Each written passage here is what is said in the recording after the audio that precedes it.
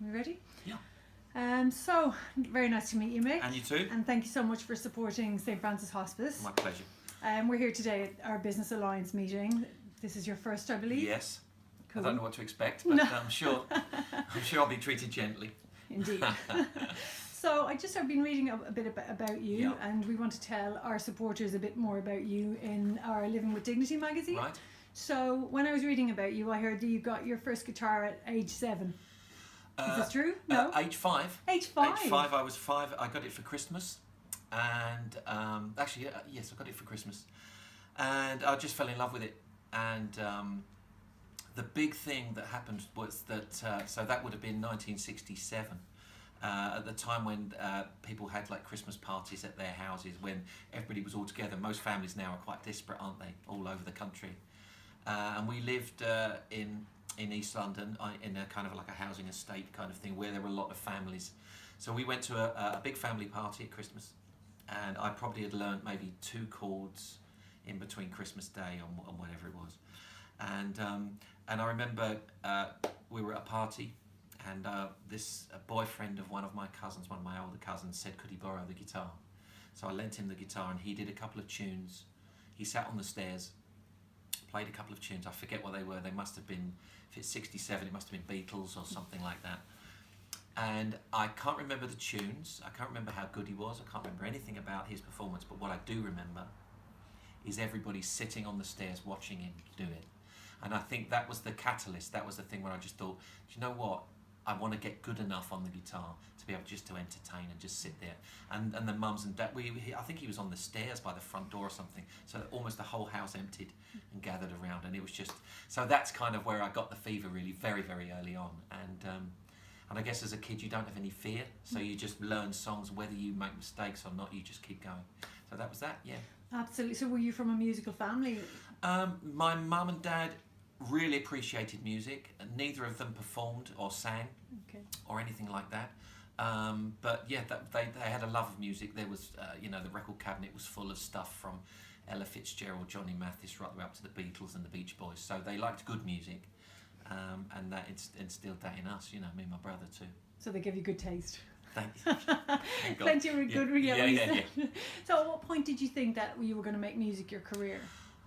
I don't think I think when it's different now, because people can see, with the big talent shows and the way the business is now, they can actually see it as a not necessarily quick way, because you obviously have to be fairly good and study and work, but it's seen as kind of a way of becoming a millionaire now, very, very quickly, or famous at least.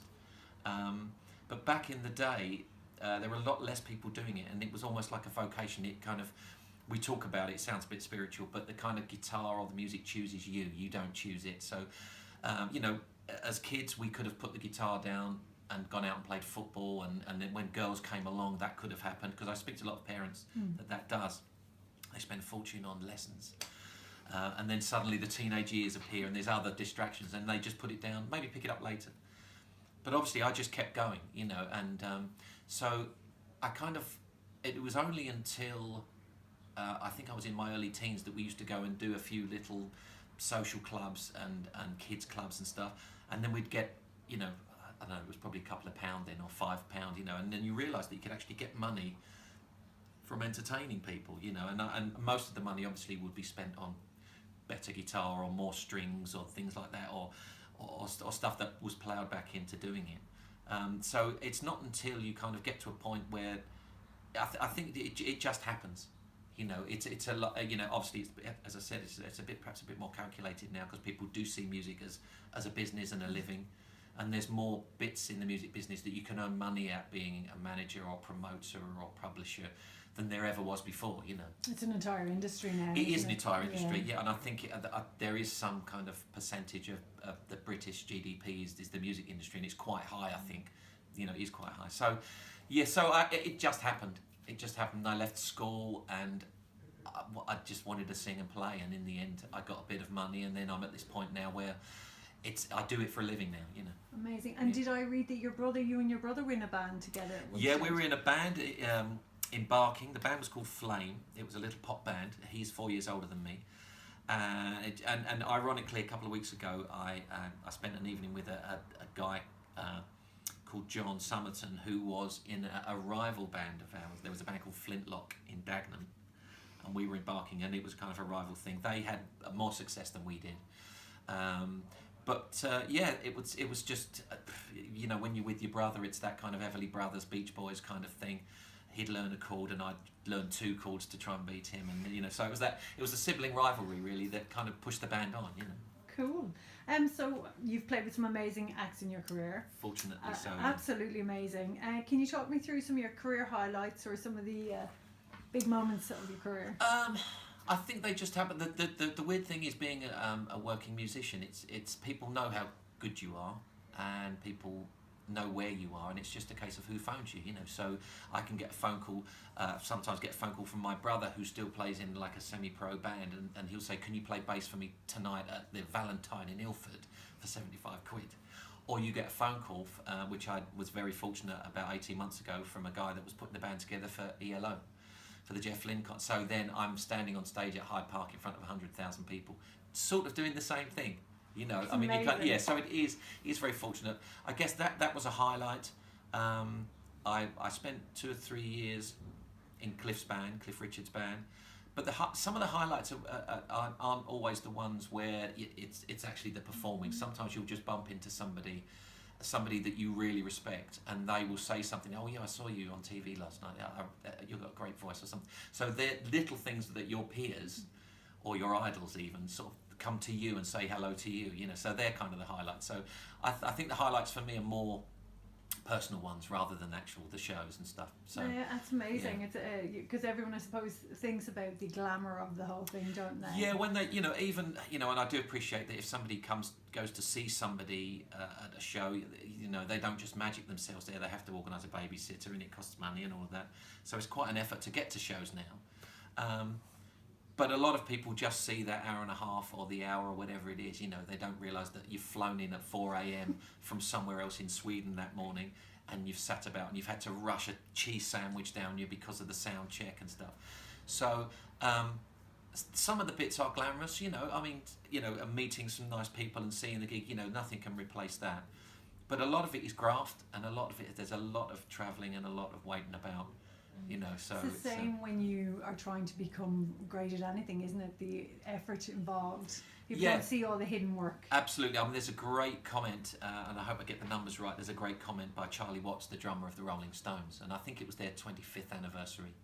So it was a long while ago. It was their 25th anniversary, and they just said, "What's it like for 25 years being in the Stones?" And he said, "Well, it's all the hanging about." He said, I've been in the Stones for 25 years. And he said, "I've played for 5 years, and I've hung about for 20." With some lunatics as well. So yeah, exactly. So there is that. Yeah. So can you tell me a little bit, because I thought this was interesting, the SAS band that you're involved in? Yeah, the SAS band is run by a guy called Spike Edney. He is a keyboard player who has spent most of his working career playing with Queen. He was in Queen kind of off the side of the stage when Freddie Mercury was in the band, and then he was brought on later.